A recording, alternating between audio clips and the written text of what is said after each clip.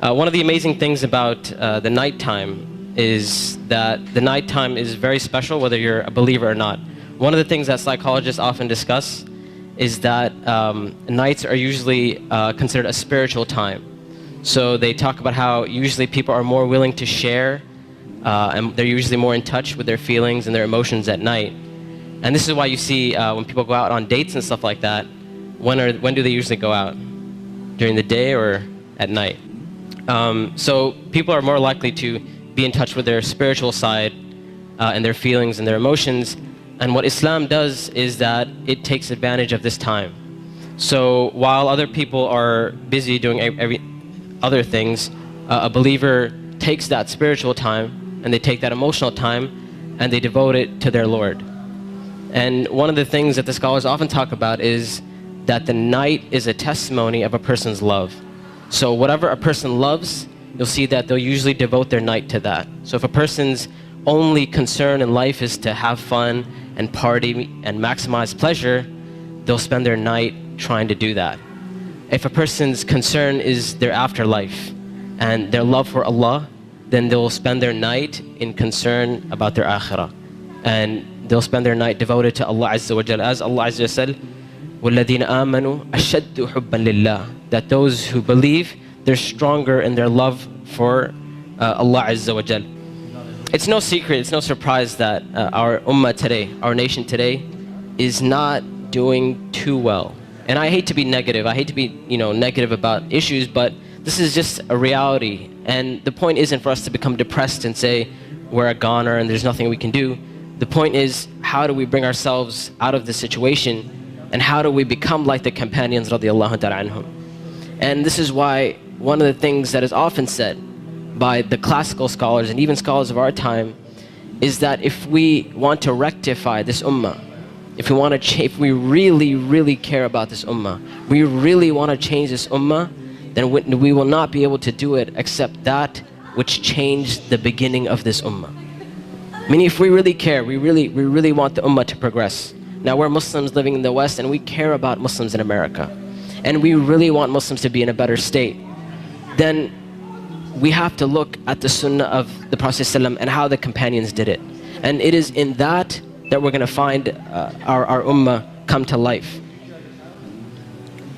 And the thing about the companions, like I mentioned, is that what they had and what is missing from our time is that attribute of going above and beyond the bare minimum.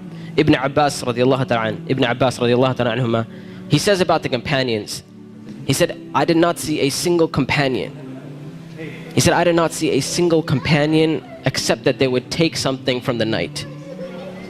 Meaning they would pray some type of qiyam al-layl. And one of the most oft questions I get from young people is, you know what, my iman is just not doing too well. Like, I have a dip in my iman and I just don't feel it anymore.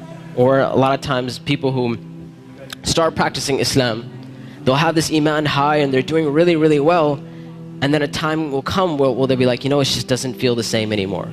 Or a lot of times reverts and converts will say, when I first became Muslim, it was the most amazing experience of my life, and I want that back.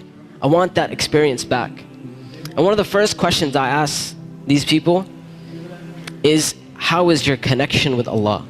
How is your qiyam al-layl? When was the last time you got up in the middle of the night or in the last third of the night to pray to your Lord? And if the answer usually is, well, I don't really do that. I mean, I just try to do my 5 daily prayers. I'm just happy if I can get that in. And I tell them, I say, listen, if you're cutting off your connection with Allah, how are you going to get better? You can't expect your iman to just get fixed all of a sudden on its own. It's not going to happen. You have to take steps for you to become a better Muslim. You have to take steps to reach that level of iman. When it comes to qiyam al-layl, one of the advices I often give, and I give this advice because this was the advice given to me by my teachers, is if you want to pray qiyam al-layl, all you have to do is just try it. And I'm not talking about spending a third of the night praying or half of the night praying. I'm saying get up 10 minutes before Fajr. Just 10 minutes before Fajr. And we know the Prophet ﷺ told us that it is the last third of the night where Allah Azza wa Jal comes down to the lowest parts of the heaven and He asks, He says, which one of my servants is seeking my forgiveness that I may forgive them? And which one of my servants is seeking my mercy that I may be merciful for them? Which one of my servants is asking of me that I may give to them? And that third of the night is still there in the last 10 minutes before Fajr. So all I'm saying is wake up 10 minutes before Fajr. Not an hour, not 2 hours before Fajr, 10 minutes before Fajr. And try and pray Qiyamul Layl and experience this amazing spiritual nature that Allah Azza wa Jal has given us, this blessing that Allah Azza wa Jal has given us. And when you get up in the night, number one, you'll see your heart transform. You'll feel your heart unlike you've ever felt it before. And I know a lot of us, and this is a problem which is very, very common, where we look at Islam and all we see is a bunch of things we have to do. And we're missing that spiritual side of Islam. We're missing that connection with Allah and our Creator. And I tell you that if you're seeking that connection, then get up and pray Qiyamul Layl. You will see your heart transform. You will see this tranquility and peace that Islam is supposed to be. You know, people talk about Islam. Islam means peace and all that kind of stuff.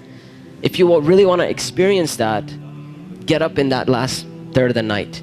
Get up for 10 minutes and you will see that peace and tranquility descend upon you.